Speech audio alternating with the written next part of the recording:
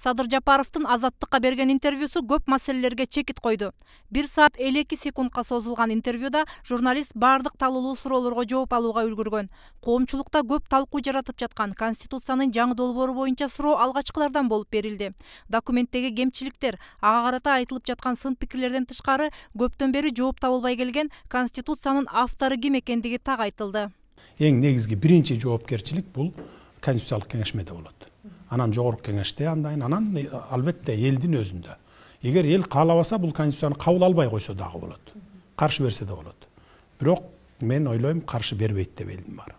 Анткени уже эл 30 жылдан бери саясатты уже жиликтеп чагып үйрөнүп калды да, билишет баары. Президент Садыр Нуркожоевдун оппоненттери, саясий оппозициялар биздин элдин тандоосун сыйлаганы жакшы. Анан кийин Конституцияны жазды, кана мына деп күчүгө чыгып атышпайбы.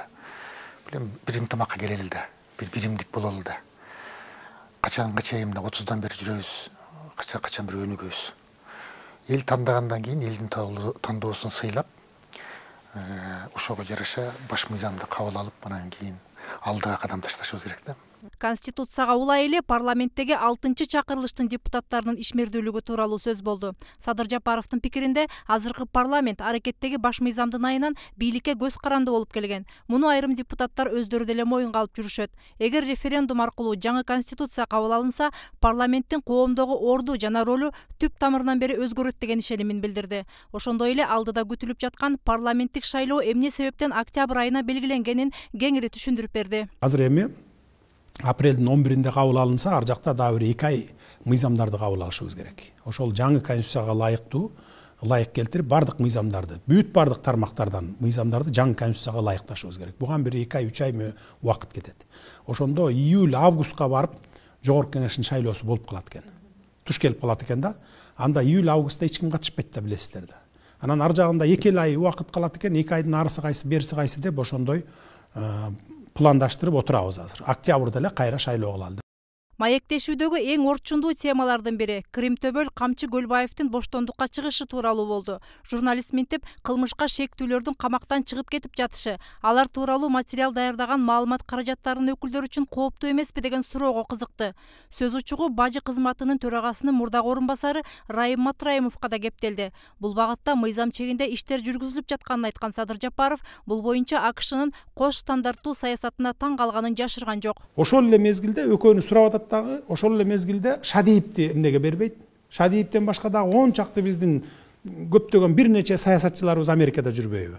Качып жүрөт, бай экономикалык преступленияларды кылган. Ошол эле Матраимовдун кылмышын ошол кылган. Америка айтып аткандай Көлбаевдин кылмышын ошолор кылган. Мисалы андай болсо анда аларды бербейби бизге анан? Биздин граждандарды сурап атат, өзүнүн граждандарын эмес, биздин жарандарды сурап атат. Көлбаевди бер, биз Америкага барып соттойбуз дейт. Биздин конституцияда так жазылган берене бар да. Бир дагы биздин жаран башка мамлекетке өткөрүлүп берилбейт деген.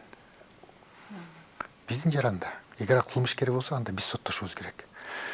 Биз кылмышкерибизди өзүбүз соттоп, өзүбүз камап, өзүбүз жазалап, өзүбүз тарбиялашыбыз керек.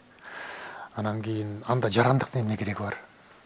Бул боюнча дагы анын оюна мен толугу менен кошулам да. Садыр Жапаров көп векторлуу саясат жүргүзөрүн буга чейин эле ачык айтып келген. Бул интервьюсунда ал сөзүн дагы бир ирет далилдеп, бардык мамлекеттер менен кызматташууга даяр экенин белгиледи.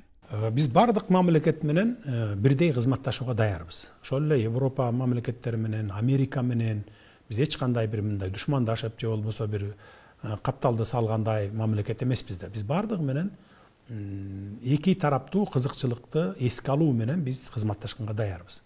Ал эми Россия менен эми биз стратегиялык партнербуз, өнөктөшбүз, билесиздер өзүңүздөр. Көп нерсе бизди байланыштырып турат да, мисалы.